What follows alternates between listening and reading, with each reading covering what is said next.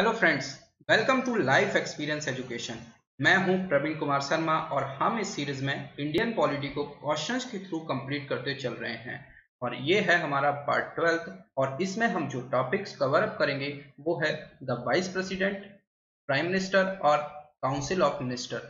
और हमने प्रेसिडेंट को ऑलरेडी कवर अप कर चुके हैं और आप सभी हमारे साथ क्वेश्चंस को सॉल्व करते चलें और लेक्चर के लास्ट में कमेंट सेक्शन में जरूर बताएं कि आपने कितने क्वेश्चन सही किए हैं।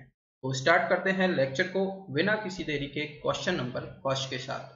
The vice president is the ex officio chairman of the, यानी कि उपराष्ट्रपति का पदेन अध्यक्ष कौन होता है। तो उपराष्ट्रपति का पदेन अध्यक्ष, ये हम बात करते हैं पहले वाइस प्रेसिडेंट के बारे में। इंडिया का जो वाइस प्रेसिडेंट होता है उपराष्ट्रपति, उसके बारे में पहले हम बात करते हैं।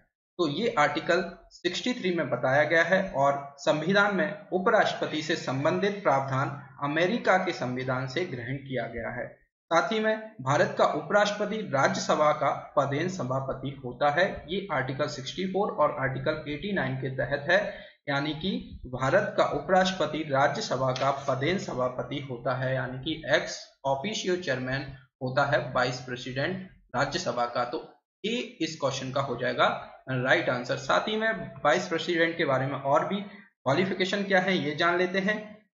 पहला क्वालिफिकेशन तो यही होगा कि वो भारत का नागरिक हो और साथ ही में 35 इयर्स का एज अपना कंप्लीट कर चुका हो और राज्यसभा का सदस्य निर्वाचित होने की वो योग्य हो और निर्वाचन के समय किसी प्रकार के लाभ के पद पर नहीं होना चाहिए।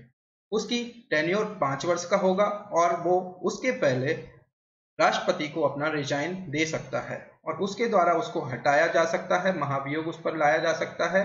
उपराष्ट्रपति राज्यसभा के ऐसे संकल्प द्वारा अपने पद से हटाया जा सकेगा जिसे राज्यसभा के तत्कालीन व समस्त सदस्यों के बहुमत ने पारित किया हो और जिससे लोकसभा सहमत हो। तो लोकसभा भी उसके साथ सहमत होना चाहिए, किंतु इस खंड के प्रयोजन के लिए कोई संकल्प तब तक प्रस्तावित नहीं किया जाएगा जब तक कि उस संकल्प को प्रस्तावित करने के लिए उसके आशय में कम से कम 14 दिन की सूचना ना दी गई हो उपराष्ट्रपति को।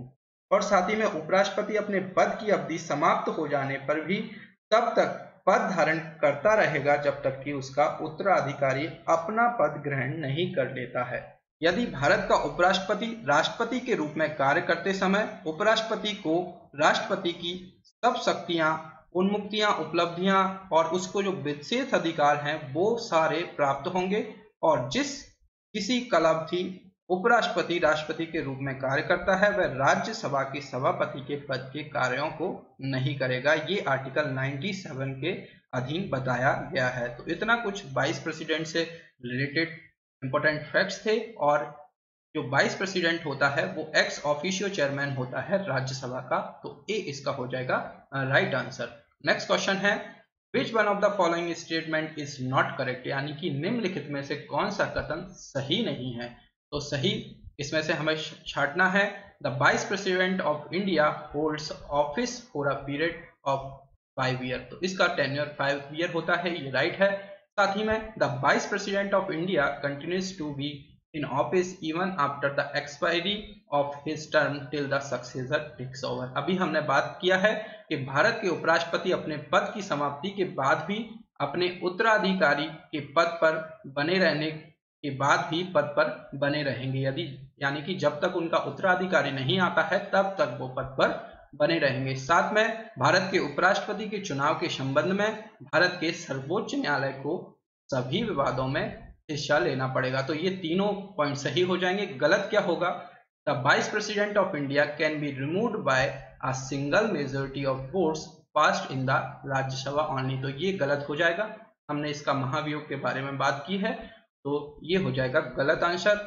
तो बी इस क्वेश्चन का हो जाएगा करेक्ट। इसको नॉट करेक्ट बोला गया है। कौन सा स्टेटमेंट नॉट करेक्ट है, तो बी हो जाएगा इसका राइट आंसर। नेक्स्ट क्वेश्चन है in India the prime minister remains in office so long as he enjoys the, यानी कि भारत में प्रधानमंत्री कितने लंबे समय तक पद पर बने रहेंगे जब तक कि वे आनंद लेते हैं कॉन्फिडेंस ऑफ लोकसभा, यानी कि लोकसभा का विश्वास मत जब तक वो जीतते रहेंगे वो पद पर प्राइम मिनिस्टर के बने रहेंगे। तो सी इसका हो जाएगा राइट आंसर। नेक्स्ट क्वेश्चन है what is the tenure of prime minister of India, यानी कि भारत के प्रधानमंत्री का कार्यकाल क्या है। तो अभी हमने बात की है जब तक उसे लोकसभा में बहुमत का समर्थन प्राप्त होगा तब तक वो भारत के प्रधानमंत्री के रूप में बना रहेगा। तो सी इसका हो जाएगा राइट आंसर। नेक्स्ट क्वेश्चन है the union minister hold office during the pleasure of, यानी कि किसकी खुशी से केंद्रीय मंत्री कार्यालय में रहते हैं। तो ये प्रधानमंत्री की खुशी से रहते हैं वैसे तो, पर उनका जो पद त्याग होता है वो राष्ट्रपति करता है। तो ये इस तरह से इसका हो जाएगा राइट आंसर, क्योंकि जो भारत का प्रधानमंत्री होगा वो किसी मंत्री को त्याग पत्र देने अथवा राष्ट्रपति को उसे बर्खास्त करने की सलाह दे सकता है। तो इस तरह से जो यूनियन मिनिस्टर कब तक अपने ऑफिस कार्यकाल को संभालेंगे जब तक कि प्रेसिडेंट चाहेगा। तो ए इसका हो जाएगा राइट आंसर। नेक्स्ट क्वेश्चन है the prime minister of India at the time of his और हर अपॉइंटमेंट, यानी कि भारत के प्रधानमंत्री उनकी नियुक्ति के समय।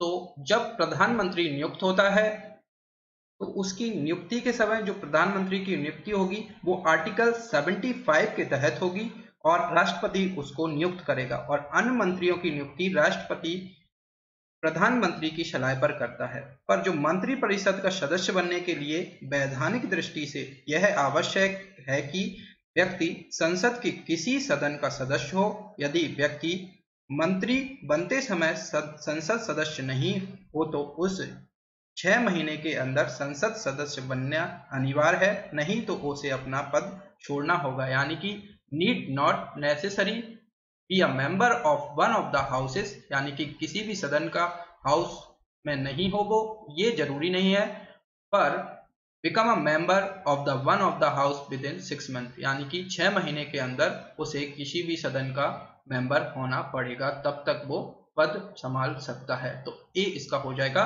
Right answer. नेक्स्ट क्वेश्चन है the council of minister does not include, यानी कि मंत्री परिषद में शामिल नहीं है।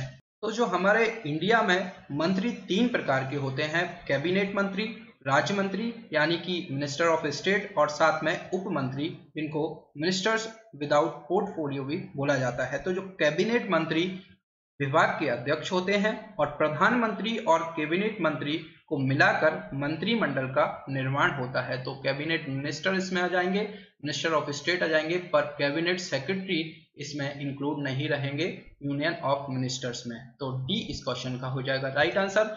नेक्स्ट क्वेश्चन है if the finance minister fails to get the annual budget passed in the Lok Sabha the prime minister is expected, यानी कि यदि वित्त मंत्री लोकसभा में वार्षिक बजट पारित करने में विफल रहता है, असफल रहता है, तो प्रधानमंत्री से अपेक्षा की जाती है। तो ये बहुत ही इंपॉर्टेंट क्वेश्चन है, कई बार एग्जाम्स में पूछा गया है।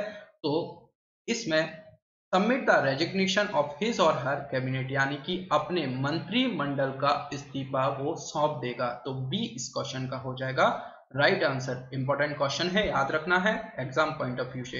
नेक्स्ट क्वेश्चन है who is called the father of Indian economic reforms, ये भी बहुत बार क्वेश्चन पूछा गया है, भारतीय आर्थिक सुधार का जनक इसे कहा जाता है। तो डॉक्टर मनमोहन सिंह जी को कहा जाता है the father of Indian economic reforms. तो सी इस क्वेश्चन का हो जाएगा राइट आंसर।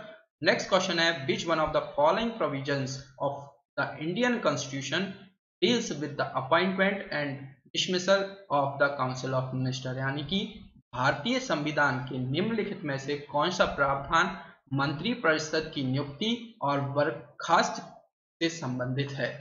तो जो भारतीय संविधान में जो मंत्री परिषद है उसकी नियुक्ति और बर्खास्त जो मतलब उनको हटाया जाता है वो है आर्टिकल 75 से रिलेटेड, और हमने बात की थी कि संविधान के आर्टिकल अनुच्छेद 75 के अनुसार प्रधानमंत्री की नियुक्ति राष्ट्रपति करेगा और अन्य मंत्रियों की नियुक्ति भी राष्ट्रपति करेगा, प्रधानमंत्री की सलाह पर वो करेगा। तो डी इस क्वेश्चन का हो जाएगा राइट आंसर।